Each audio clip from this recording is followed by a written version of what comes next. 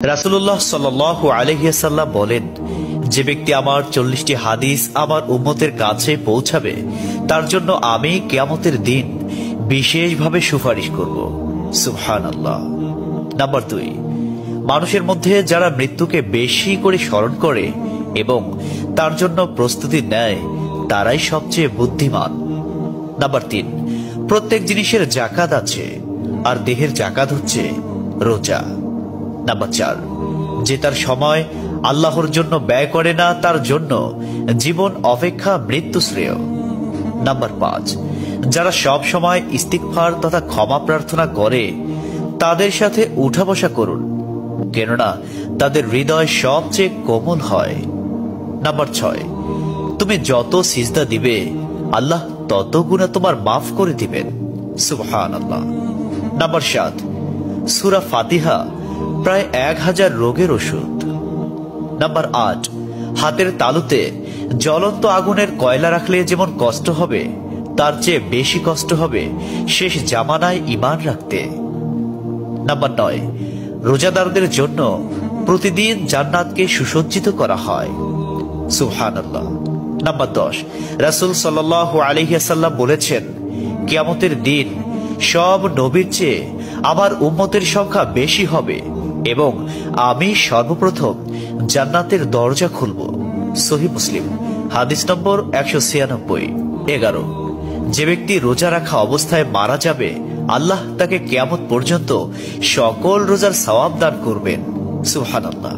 Number 12, যে ব্যক্তি ফজরের নামাজ আদায় করল সে আল্লাহর হিফাজতে চলে গেল। নাম্বার 13, রাসূলুল্লাহ সাল্লাল্লাহু আলাইহি ওয়াসাল্লাম বলেছেন, রোজা ও কোরআন কিয়ামতের দিন মানুষের জন্য সুপারিশ করবে। মুসনাদে আহমদ, হাদিস নম্বর 6626। 14, নবীজি বলেছেন, রোজাদারদের জন্য সবচেয়ে বড় খুশির সংবাদ হলো হাসরের মাঠে আল্লাহ সবার আগে রোজাদারদের সাথে সাক্ষাৎ করবেন। সুবহানাল্লাহি ওয়া বিহামদিহি। 15, যখন রমজান আসে তখন জান্নাতের দরজাসমূহ খুলে দেওয়া হয়। 16, রাসূলুল্লাহ সাল্লাল্লাহু আলাইহি ওয়াসাল্লাম বলেন, যখন কোনো বান্দা আল্লাহর দিকে দুটি হাত উঠায় তখন তিনি তা ব্যর্থ বা শূন্য ভাবে ফিরিয়ে দেন না। তিরমিজি, হাদিস নম্বর 502। 17, হযরত মুহাম্মদ সাল্লাল্লাহু আলাইহি ওয়াসাল্লাম বলেছেন, একটি খেজুরের অর্ধেক হলেও দান করে জাহান্নামের শাস্তি হতে নিজেকে হেফাজত করো। সহিহ বুখারী, হাদিস নম্বর 6023। প্রিয় ভাইরা, নাম্বার 18, যদি ভালো হতে চাও তবে সর্বপ্রথম মিথ্যা বলা ছেড়ে দাও। 19, তুমি যখন রাস্তা দিয়ে যাও তখন আল্লাহর নামে জিকির করো, কারণ হাসরের দিন ওই রাস্তা তোমার নামে সাক্ষ্য দিবে। 20, তোমরা সব সময় উযু করো, কারণ কিয়ামতের দিন যারা উযুকারী তাদের হাত পা উজ্জ্বল থাকবে। সুবহানাল্লাহি ওয়া বিহামদিহি। 21, যার দুঃখ বেশি তার প্রতি আল্লাহর রহমত বেশি। 22, যখনই নামাজে দাঁড়াবেন জীবনের শেষ নামাজ মনে করবেন। 23, যে মহিলা গর্ভাবস্থায় 1 খতম কোরআন পাঠ করবে তার গর্ভের ওই সন্তান একজন নেককার বান্দা হিসেবে দুনিয়াতে আগমন করবে। সুবহানাল্লাহ। 24, চুপ থাকার কারণে মানুষের যে মর্যাদা হাসিল হয় তা 60 বছর নফল ইবাদত হতে উত্তম।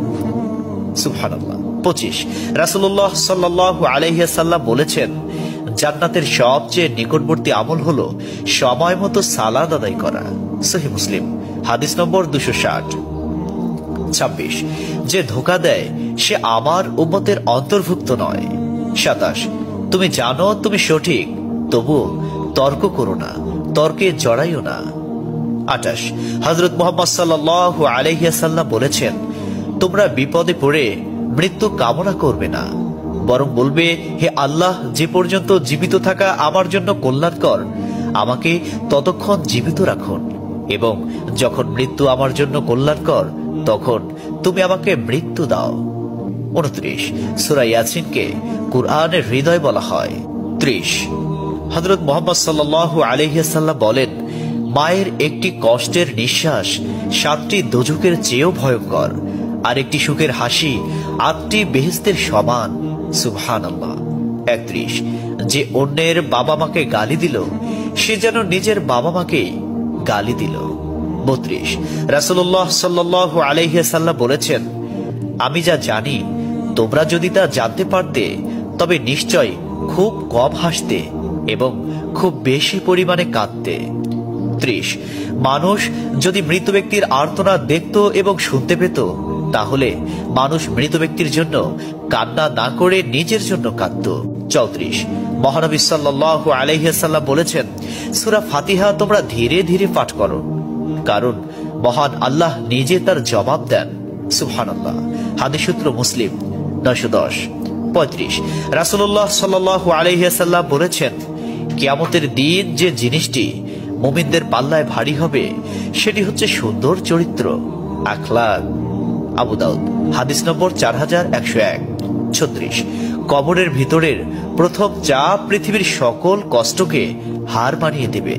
37 হযরত মুহাম্মদ সাল্লাল্লাহু আলাইহি ওয়াসাল্লাম বলেন, যে ব্যক্তির অন্তরে এক সরিষা দানা পরিমাণ অহংকার থাকবে সে জান্নাতে প্রবেশ করতে পারবে না।